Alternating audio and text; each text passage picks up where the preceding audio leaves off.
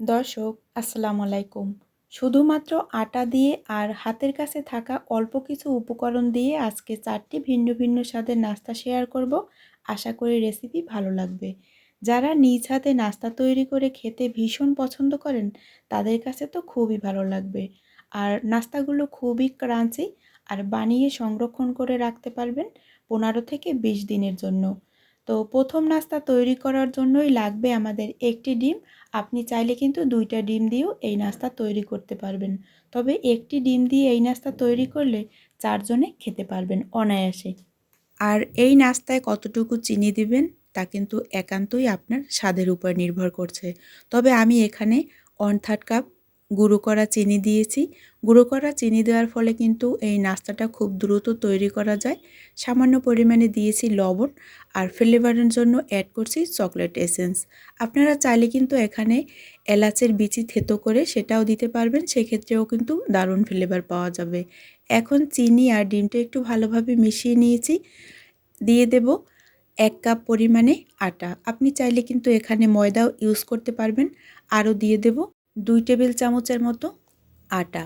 তো এখন আটা আর চিনিটা ভালোভাবে মিশিয়ে নিতে হবে। আর এখানে অ্যাড করছি হাফ চামচের মতো বেকিং পাউডার। এখানে কিন্তু বেকিং সোডা ইউজ করা যাবে না। তো বেকিং পাউডারের পরিমাণটা যদি বেশি হয় সেক্ষেত্রে কিন্তু নাস্তাটা আবার ক্রাঞ্চি হবে না, আর খেতেও কিন্তু চায়ের সাথে অত বেশি ভালো লাগবে না। তাই বেকিং পাউডারটা কিন্তু খুবই সামান্য পরিমাণে দিতে হবে। এখন ভালোভাবে সব কিছু মিশিয়ে তারপরে অল্প একটু দুধ দিয়ে এখানে আমি একদম নরমও না আবার একদম শক্তও না, মাঝারি টাইপের একটি ডো তৈরি করে নিব। আর দিয়ে দিয়েছি 1 টেবিল চামচ পরিমাণে রান্নার রেগুলার তেল। চাইলে এখানে কিন্তু 1 টেবিল চামচ পরিমাণে গলানো বাটার অথবা ঘিও ইউজ করতে পারবেন। তবে আমি সেটা করছি না, আমি শুধুমাত্র তেল দিয়েছি যাতে এটা হাতে লেগে না আসে, এজন্য বাস। এখন এই ডোটা তৈরি করে নেব। তো দেখেন ডোটা কিন্তু তৈরি হয়ে গেছে, আর এই ডোটা কিন্তু কোনো রকমই রেস্টে রাখার প্রয়োজন নেই, যার জন্য কিন্তু এই নাস্তাটা খুবই দ্রুত তৈরি করা যায়। আপনার হাতে যদি 20 মিনিট সময় থাকে 20 মিনিটেই নাস্তাটা রেডি হয়ে যাবে। এখন এটাকে রোলের মতো করে তৈরি করে নিয়েছি। এরপরে চাকু দিয়ে তারপরে আড়াআড়ি করে কেটে নেব, ভিডিওতে যেভাবে দেখছেন। আপনি চাইলে গোলাকার করেও এই নাস্তাটা তৈরি করতে পারবেন। এভাবে এখন হাতের উপরে নিয়ে হালকা একটু প্রেস করে দেব। আর এখানে ডিজাইন করার কিছুই নেই, এটা তেলে দেওয়ার ফলে কিন্তু এমনিতেই অনেকটাই ফুলে যাবে। তো এইবার এগুলো তেলে ভেজে নেব। এরপরে আসছে তেলের কথা। তো তেলটা হালকা একটু কুসুম গরম করে তারপরে কিন্তু নাস্তাগুলো দিয়ে দিতে হবে। আর এই নাস্তাটা একদমই মিডিয়াম টু লো আঁচে ভেজে নেবেন, সেক্ষেত্রেই কিন্তু উপরটা একদমই ক্রাঞ্চি হবে আর খেতেও ভীষণ মজার হবে। এই নাস্তাটা যদি হাই আঁচে আমি ভেজে নেই তাহলে দেখা যাবে দ্রুত নাস্তার গায়ে কালার চলে আসবে আর উপর থেকে এরকম লাল হয়ে যাবে, ভিতরটা কিন্তু কাঁচাই থেকে যাবে। তখন আর চায়ের সাথে অথবা এমনি এমনি খেতে কিন্তু আর ভালো লাগবে না। তো এখন এরকম গোল্ডেন কালার করে সবগুলো নাস্তা আমি ভেজে নেব। আশা করি আজকের রেসিপি আপনাদের কাছে অনেক বেশি ভালো লাগবে। তো ভিডিও ভালো লেগে থাকলে এরকম মজার মজার রেসিপি পেতে প্লিজ আমার চ্যানেলটি সাবস্ক্রাইব করবেন আর লাইক কমেন্ট শেয়ার করে আমার পাশে থাকবেন।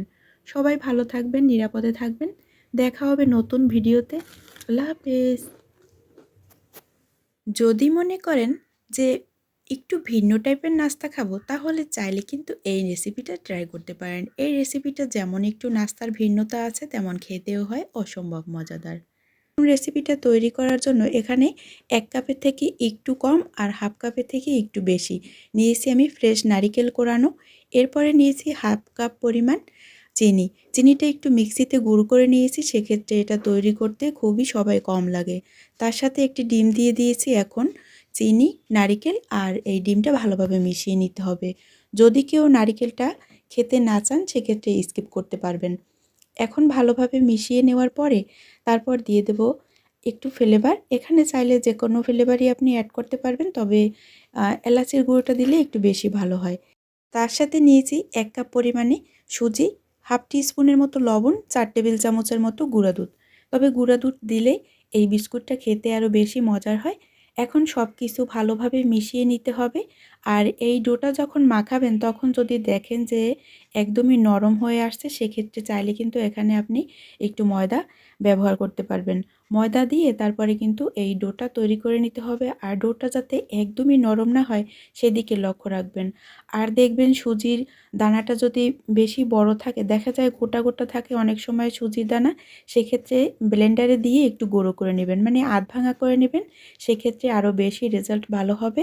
এখন 1 টেবিল চামচের মতো তেল দিয়ে তারপরে এই ডোটা আমি বানিয়ে নিয়েছি। তেলটা দেওয়ার ফলে ডোটা যখন মাখাবেন তখন আর হাতে লেগে আসবে না, আর লেচিগুলো কেটে বিস্কুটগুলো বানাতেও অনেক সুবিধা হবে। আর এই ডোটা কিন্তু কোনো রেস্টে রাখার দরকার নেই, আমি সাথে সাথেই বানিয়ে নেব। এই প্রথম একটু গোল রাউন্ডের মতো করে নিয়েছি বিস্কুটের মতো। চাইলে গোল গোল করেও বানানো যাবে, আবার চাইলে কিন্তু লম্বা করেও বানানো যাবে। এটা সম্পূর্ণ ডিপেন্ড করে আপনি কীরকম করে তৈরি করছেন সেটার উপরে। তো আমি একটু লম্বা করেই তৈরি করব, সেটা দেখতে একটু বেশি ভালো লাগে।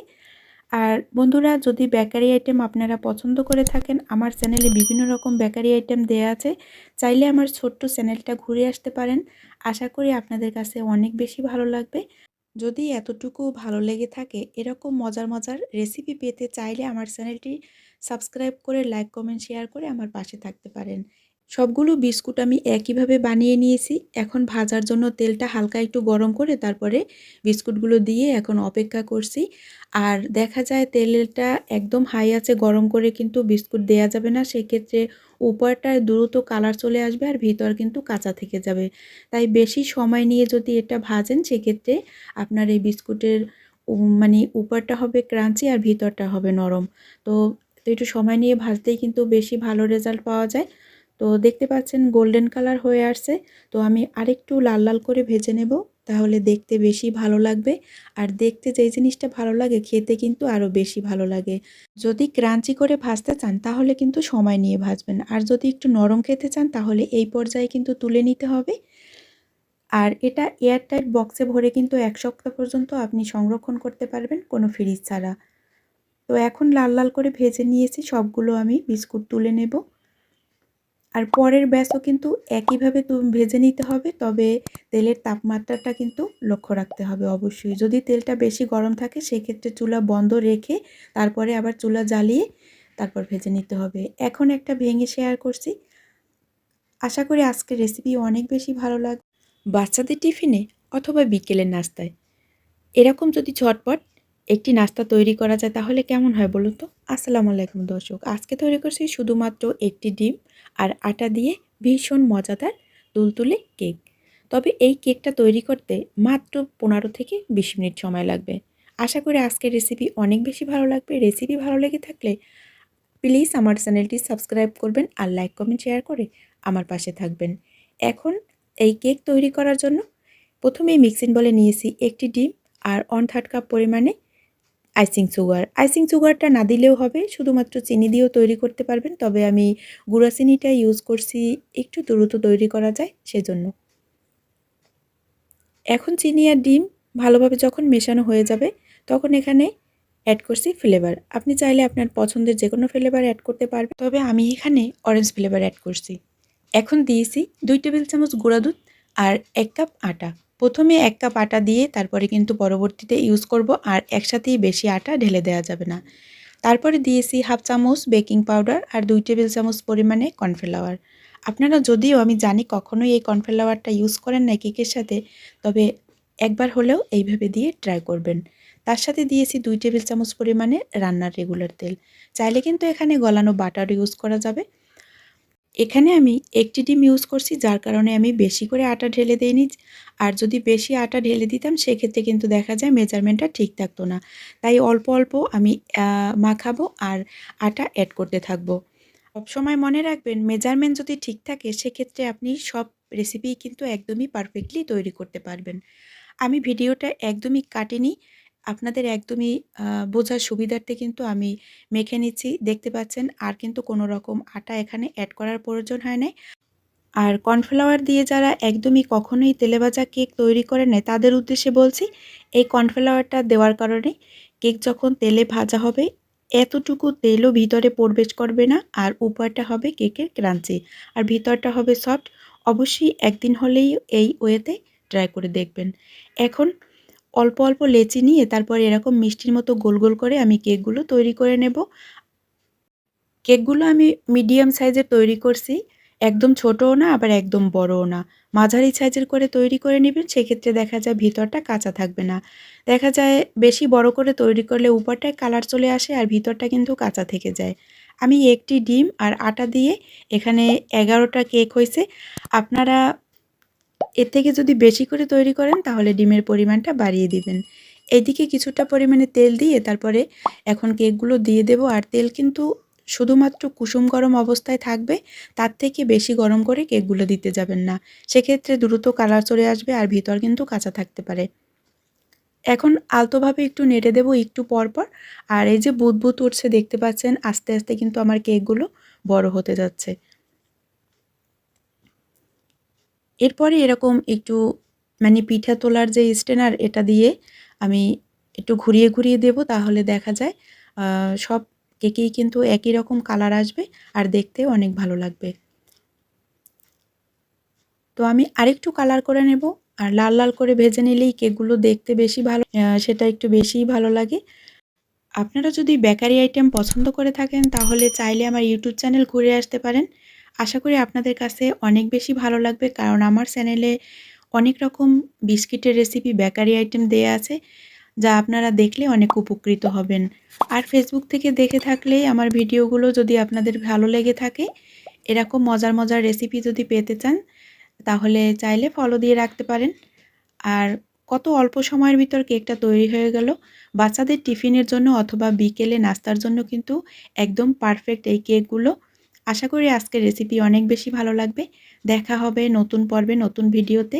আর এই কেকগুলো কিন্তু নরমাল ফ্রিজে না, বাইরেই কিন্তু ৩ দিন পর্যন্ত রাখা যায়। সবাই ভালো থাকবেন। আল্লাহ হাফেজ। এখন যে নাস্তাটা তৈরি করব সেটা তৈরি করতে ডিম, ঘি, বাটার কোনো কিছুরই প্রয়োজন হবে না। শুধুমাত্র আটা আর সামান্য মাত্র চিনি দিয়েই এই নাস্তাটা তৈরি করতে পারবেন। তার জন্য প্রথমেই ফ্রাই প্যানে দিয়ে দেব 1/2 কাপের থেকে একটু বেশি পানি আর ৩ টেবিল চামচের মতো চিনি। চিনিটা অবশ্যই আপনাদের স্বাদ মতো দিয়ে নিবেন। তার সাথে দিয়েছি ১ টেবিল চামচ পরিমাণে রান্নার সাদা তেল। এখানে চাইলে কিন্তু ওই যে আগেই বললাম আমি আ বাটার, ঘি ছাড়া। এখন যদি আপনি মনে করেন যে এটাকে আরও বেশি মজা করে তৈরি করব, সেক্ষেত্রে চাইলে এখানে ঘি অথবা বাটার ১ টেবিল চামচ দিয়ে দিতে পারেন। যখন এই পানিতে বলক চলে আসবে তখন সাথে সাথে চুলাটা অফ করে দিব। এইদিকে আমি নিয়েছি ১.৫ কাপ পরিমাণে আটা, আপনি চাইলে ময়দাও ইউজ করতে পারবেন। তার সাথে ২ টেবিল চামচ গুঁড়া দুধ আর হাফ টি স্পুনের মতো লবণ। লবণটা মিষ্টি জিনিসে কম দেয়, তাই অবশ্যই লবণের পরিমাপটা ঠিক করে দিবেন। তার সাথে এখানে দিয়েছি আমি কিছুটা পরিমাণে চিনাবাদাম। আপনারা চাইলে কাঠবাদাম অথবা পেস্তা বাদামও ইউজ করতে পারবেন। তবে কাঠবাদাম থেকে কিন্তু এখানে চিনাবাদামটা দিলেই বেশি ভালো হয়।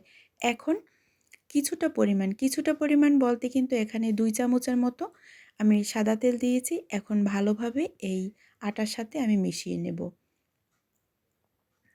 আপনারা চাইলে তেলের পরিমাণটা কিন্তু আরেকটু বাড়িয়েও দিতে পারেন, সেক্ষেত্রে এই নাস্তাটা খেতে আরও বেশি খাস্তা হবে। যখন সব কিছু ভালোভাবে একবার মেশানো হয়ে যাবে, তো আগে থেকে সেই বলক তোলা পানিটা দিয়ে আমি এখন এই ডোটা তৈরি করে নেব। তবে পানিটা কিন্তু এখন একটু গরম আছে, অবশ্যই লক্ষ্য করে দেখবেন ভিডিওটা। আর একবার হলেও বাসায় ট্রাই করে দেখবেন, অসম্ভব মজার হয় খেতে। আপনি পিঠা না এটা বিস্কুট ভাববেন তা আপনি নিজেই বুঝতে পারবেন না। এখন বাকি কাজটা আমি হাত দিয়ে করে নেব। আর আমার চ্যানেলে কিন্তু বিভিন্ন রকম বেকারি আইটেম আছে, চাইলে আমার চ্যানেলটি ঘুরে আসতে পারেন। আর আমার ভিডিওগুলো বন্ধুরা আপনাদের কাছে যদি এতটুকু ভালো লেগে থাকে তাহলে প্লিজ আমার ভিডিওতে লাইক, কমেন্ট, শেয়ার করবেন আর সাবস্ক্রাইব করে আমাকে সাপোর্ট করার জন্য আমার পাশে থাকবেন। এখন ডোটা আমি কিন্তু বানিয়ে নিয়েছি, আর এই ডোটা কিন্তু একটু এবড়ো-থেবড়ো হবে, মসৃণ হবে না। আর ডোটা রেস্টে রাখার কোনো দরকার নেই। এখানে কিছুটা পরিমাণে বাদাম কুচি দিয়ে ছোট একটা লেচি দিয়ে তারপরে একটু হালকা একটু প্রেস করে দেব। তাহলেই দেখতে পাবেন যে খুব সুন্দর একটি ডিজাইন হয়ে গেছে। তো এই যে দেখতে পাচ্ছেন একটি বিস্কুট বানানো হয়েও গেছে। তো আমার কাছে কিন্তু এটাকে বিস্কুট মনে হয়। আপনাদের কাছে কি মনে হয় অবশ্যই কমেন্ট বক্সে জানাবেন। তো আমি আরও একটি তৈরি করে দেখাচ্ছি। আমি আজকে যে ৪টি রেসিপি আপনাদের সাথে শেয়ার করলাম, ৪টি রেসিপি কিন্তু একদমই সহজ। আর সব উপকরণই কিন্তু আমাদের অনায়াসেই হাতের কাছে থাকে। আমি এইভাবে করেই ৪টি সহজ রেসিপি শেয়ার করছি। তো এখন তেলের টেম্পারেচারটা কিন্তু ভাজার সময় একদমই কম থাকবে, মিডিয়াম টু লো আঁচে তেলটা গরম করে হালকা একটু তারপরে কিন্তু এই বিস্কুটগুলো দিয়ে দিতে হবে। তো আমি বারবারই বলছি বিস্কুট, আপনারা বিস্কুট না পিঠা বলবেন সেটা কিন্তু একান্তই আপনাদের ব্যক্তিগত ব্যাপার। এখন এটাকে হালকা একটু গোল্ডেন কালার যখন হয়ে আসবে নিচের দিকে তখন আমি উল্টে দেব। যত সময় নিয়ে ভেজে নিবেন তত কিন্তু এই বিস্কুটটা মানে নাস্তাটা খাস্তা হবে আর খেতেও কিন্তু মজা হবে। আর এই বিস্কুটটা আপনি এয়ারটাইট বক্সে ভরে কিন্তু ১৫ থেকে ২০ দিনের মতো সংরক্ষণ করতে পারবেন। তো আরেকটু গোল্ডেন কালার করে তুলে নেব। তো দেখা যায় নাস্তা একটু গোল্ডেন কালার করে ভেজে নিলেই বেশি ভালো হয়। তো গোল্ডেন কালার হয়ে গেছে, আমি এর থেকে বেশি লাল লাল করব না। এখন নাস্তাগুলো তুলে নেব আর এই নাস্তাগুলো তোলার পরে কিন্তু আরেকটু কালারটা ডিপ হয়ে যাবে।